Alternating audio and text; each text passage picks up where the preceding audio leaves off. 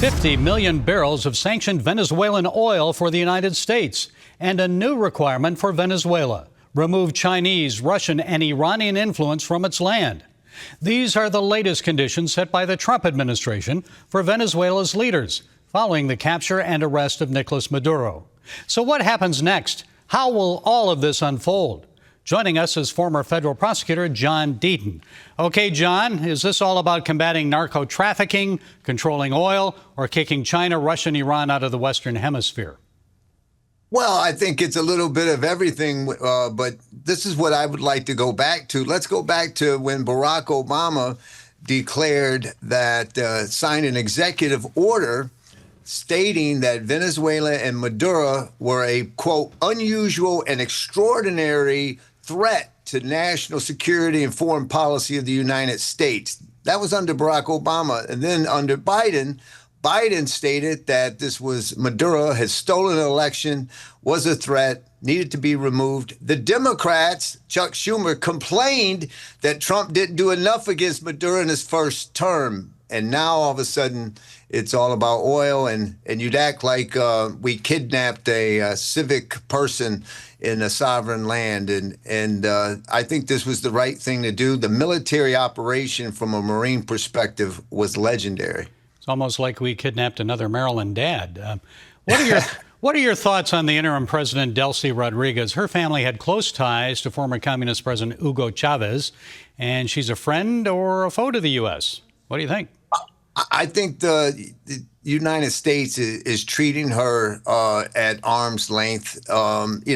She came in and said something publicly in defiant, but according to the Secretary of War, Pete Hegseth, and others, Marco Rubio, the Secretary of State, she's basically said she's going to do whatever the United States says. After that military operation of snatching this illegitimate president out of his bed in one of the most secured military compounds in South America, governed by Cuban intelligence, the way we did that, I think that they're going to cooperate at this point. Well, you're a former Marine. I'm sure you can appreciate how they handled that whole operation.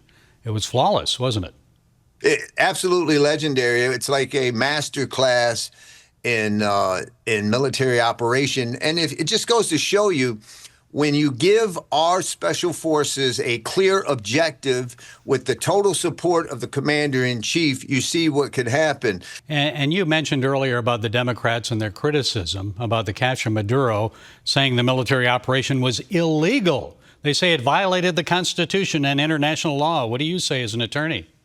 Well, I go back to Barack Obama and what he did. We don't even have to go to Trump's assessment.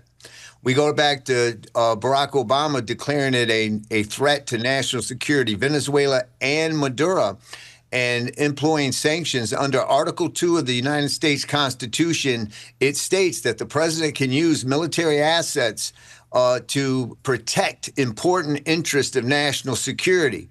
Obama said it. It's clearly legal. We could debate this War Powers Resolution Act, but listen, the Democrats didn't complain when Barack Obama did similar things. He went into Afghanistan and took out Osama bin Laden, right?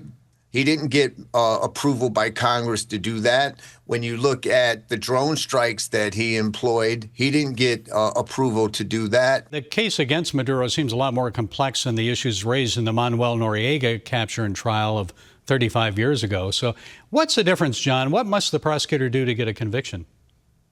Well, I think what we're going to see is obviously Maduro's going to come in, plead not guilty. His defense team will claim that he's the legitimate president and sovereign immunity. What we're going to see is declassified documents by the DOJ, where they're going to be able to show a direct link that this was a narco state, that Maduro himself had approved drug distribution through the cartel to the United States. I'm very confident we're going to see a prolonged trial, but they're going to get a conviction, and he's going to rot in an American cell. And John, what's next? Colombia, Cuba? How do you think Congress of the country would react to similar military operations in those countries? Yeah, well, I think that, President Trump is obviously put all of them on notice. Cuba, certainly, Colombia, certainly. The Colombian president, said similar things that Maduro said, like, I'm here, I'm waiting for you. I'd be careful what you ask for because Maduro did that, and now look where he's at. I think the Democrats are going to politicize every single move that President Trump makes.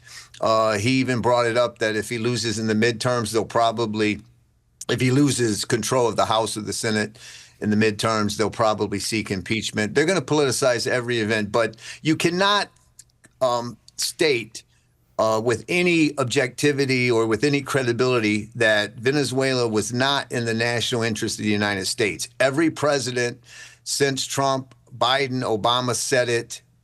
It is in our interest, and what we've done is justified at this point. Okay, former U.S. federal prosecutor John Deaton, thanks for sharing your insights with us. We appreciate it, John. I appreciate you. Thank you for having me.